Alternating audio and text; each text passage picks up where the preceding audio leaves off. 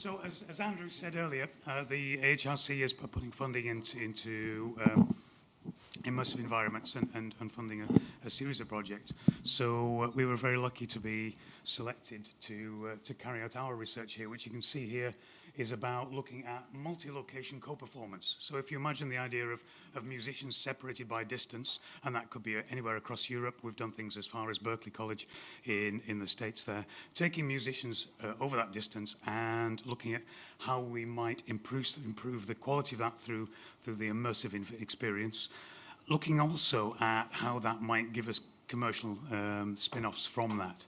So essentially, we're bringing together people who can look at these problems there and then think what that means to them and where it may actually take it.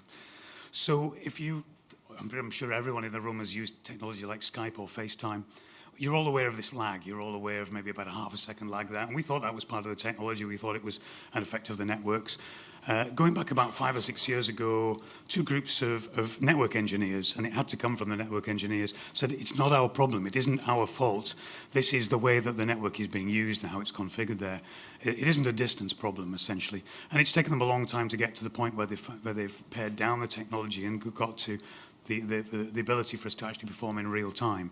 But I'm just going to play you a quick example of where we are or where we were maybe a couple of years ago using this, musicians playing in real time, in this case between Edinburgh and Italy. Well, have you got sound coming out of this? Rewind. Pause for a second. Sorry. Right. Should be there now. The more I've thought about it, the more I can see great advantages about bringing musicians together across vast distances, and that people, as is the case today in London and in Italy, can come together with musicians here in Edinburgh in circumstances that wouldn't normally be available to musicians in far-flung corners. Also, it's because it's new technology, who knows where it might lead. So that was a couple of years ago. You can see it works. Musicians are absolutely, we can get the latency in this case down to about 20 or 30 milliseconds, and musicians are certainly able to adapt to that. But you saw there that the remote horn player there was on a portrait TV screen. It's not a very immersive experience. Great for a masterclass. Those young students in London and Italy were able to work with Sir James Macmillan and got a terrific experience. But it's not something that is a commercial model. It's not something that we could use there. So one of the things that we did between Edinburgh and Holland gave us an indication, I think, of where we may go with this. I'm not playing.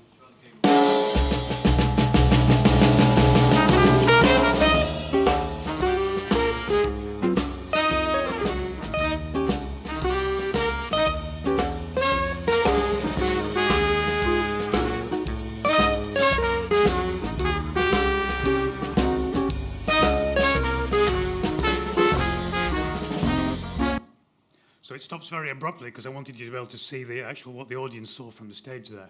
So you can see the jazz quartet in this case, but you can see that the trumpet player who was actually leading the group was actually in Edinburgh, and he's you can see there being back projected onto and added to the stage from there. And this is happening in real time. So we're talking about something like 40 milliseconds from Edinburgh through to Maastricht in Holland there. And there's absolutely no question that this, at this point, this works. We have something with this technology. But if you imagine that from the perspective of that trumpet player there, he's in our studio there in Edinburgh playing to me. You know, and that's literally it. He's there, there's an audience of maybe 1,000 people in Holland, and he's trying to create that mentally and imagine what it'd be like to make that kind of performance. So the comments that have come back to us from the people who've said, is this something you could use commercially as an artist? Is this something that would increase your reach into markets there? Then we have to produce something that actually gives us good results. It isn't a question just of the technology. It's does this have a meaningful purpose, and how do we get it a good experience through looking at the immersive side of things. A parallel project here, again using the same idea, is looking at can we use this in a recording context. An awful lot of recording projects these days take place, I'm sure, as you know. Things go backwards and forwards. People are overdubbing, passing things backwards and forwards over Dropbox.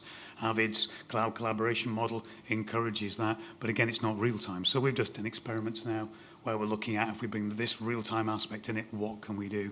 But again, the results have got to be good because if they're going to be used. So our research questions became very much, what are the markets for this? Where is this really going to be used? Where is it a novelty or just a novelty? Where does it really have value there? What are the technical problems there? But then it kept on coming backwards and back and again to the user experience, this concept of presence and place. And as Andrew said there, this idea of the three categories, memory and place, and being able to actually place that musician into that environment there. So that musician in Edinburgh feels as though he's actually in a large concert hall performing to 2,000 people. Or if we're working with the RSNO and they're contributing something, then the client at the other end is actually experiencing something that feels immersive there. So the team that we've put together for this is actually a combination of the creative industry side of my campus there in Edinburgh, Napier there, and our computing people. We're very lucky that we share the same campus. And these are conversations we've been having saying, how would you solve this problem? And my two colleagues there, their area is very much presence and user experience. But it just so happens...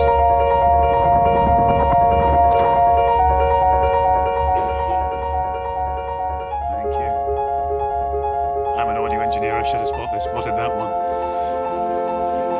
Then... sorry, just take that down. Thank you. So they've been doing a knowledge transfer partnership with Solidus, who they generate big domes. And as you can see in the clip there, their world is very much, rather than working with a headset, is very much about creating a dome experience. Imagine that with a conductor working with a remote orchestra there. We're looking at potential of this for the Armistice Centenary. Next year will be 100 years since the signing of the Armistice Agreement at the 11th hour of the 11th of the 11th, and to be able to link orchestras and communities around, certainly within Europe. Imagine a composer within a dome there that feels that they're actually a conductor who feels they're in front of an orchestra, or having that kind of link up. Then there are ideas here that I'm sure will come from you, and I think it's one of the things that excited me about being asked to talk about what we're looking at over the next 9 months is the fact that a lot of you in the room there and the things we've seen next door, you're all going to have, well, actually, we could probably feed into that, and I'm hoping there'll be conversations that follow on there, we can involve you in things. So as well as the team that we have there with Solidus and with Oscar Van Heek, who's looking at working with Scottish Opera, we also have our research assistant, Jill Davis, who's a BBC producer and put together a two-part Radio 4 series last year, looking at really the potential impact of networks in the arts. So not just looking at music, but also going wider than that.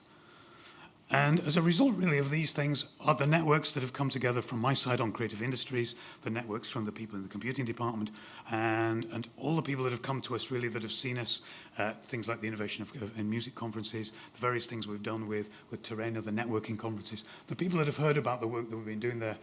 This is our initial list of the people that have committed to working with this research group for 9 months. So essentially, having done some experiments with Solidus over the next couple of months, we'll be bringing people together to look at the next stage and really saying this is where we are, where does this work for you, what could we do in the future, and then really seeing what happens next.